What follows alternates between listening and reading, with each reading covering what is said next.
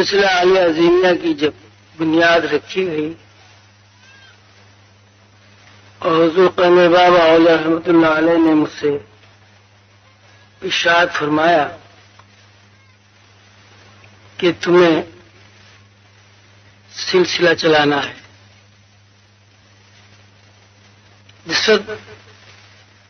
مرشد کریم حضور قمر بابا اولیاء رحمۃ اللہ علیہ نے یہ بات فرمائی، میرے ذہن میں اس وقت سلسلے کے بارے میں صرف اتنا تھا کہ سلسلے کے سربراہ بس اتنا ضروری ہے کہ وہ دستار و گدی سے واقف ہو، اونچی جگہ بیٹھنے والا بندہ ہو، اس کے آگے پیچھے بہت سارے لوگ ہوں، جو لوگ سامنے ہوں وہ سرنگو ہوں، اور جو لوگ بیٹھے ہوئے ہوں ان کے اندر اتنی جرأت نہ ہو کہ وہ آنکھ اٹھا کر مرشد کے چہرے کو دیکھ سکیں، مرشد کی خلوت اور جلوت میں مریدین کا کوئی حق نہ ہو۔ مقصد یہ ہے کہ میرے ذہن میں سلسلے کے بڑوں کے لیے ایک ماورائیت ہستی کا تصور تھا۔ یہ بات بالکل بھی نہیں تھی کہ مرشد کا مطلب یہ ہوتا ہے کہ اس کے اندر بھی کچھ ہوتا ہے، اور یہ اس لیے بات ذہن میں نہیں تھی کہ زندگی میں کبھی یہ سنا ہی نہیں تھا کہ انسان کی اصل زندگی تو باطنی زندگی ہے، اور یہ سارا زندگی تو سب مفروضہ اور فکشن حواس کا نام ہے۔ میں نے یہ سب کچھ سوچ کر حضور کے سامنے عرض کیا کہ صاحب آپ نے ایک ایسی عجیب بات فرمائی ہے کہ جس کا تصور بھی میرے ذہن میں نہیں ابھرتا، اس لیے کہ اگر روحانی استاد کے لیے یہ ضروری ہے کہ وہ اچھا مقرر ہو تو تقریر مجھے نہیں آتی، اگر مرشد کے لیے ضروری ہے کہ اس کو کچھ لکھنا آتا ہو تو لکھنا مجھے نہیں آتا، اگر مرشد کے لیے ضروری ہے کہ اس کی معلومات عام لوگوں کی معلومات سے زیادہ ہوں تو میں نے تو کبھی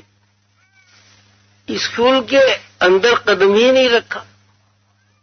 باہر سے تو بہت اسکول دیکھے ہیں لیکن اندر تو کبھی قدم ہی نہیں رکھا۔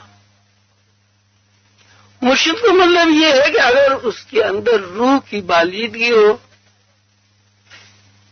اس کو روحانی پرواز حاصل ہو،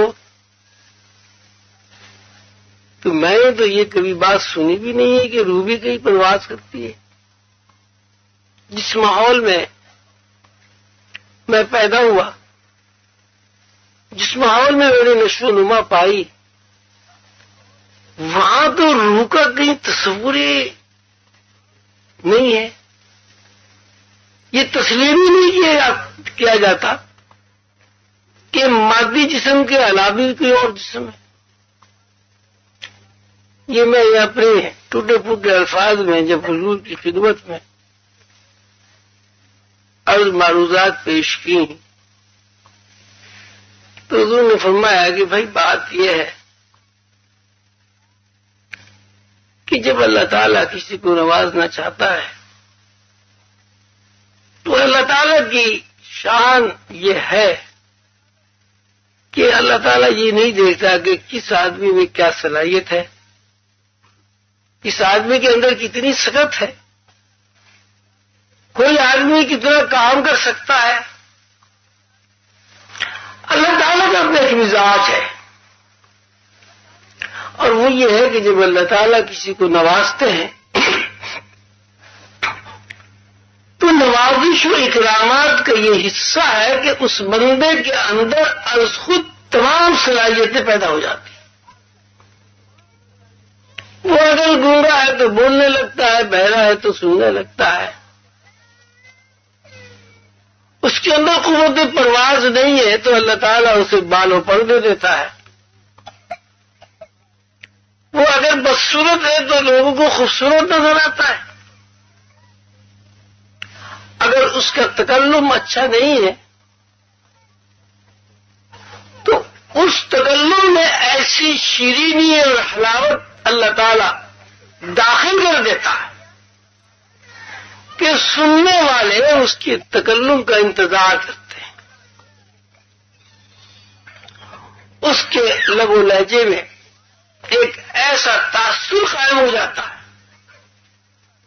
کہ لوگ نہ چاہتے ہوئے بھی اسے سنتے ہیں۔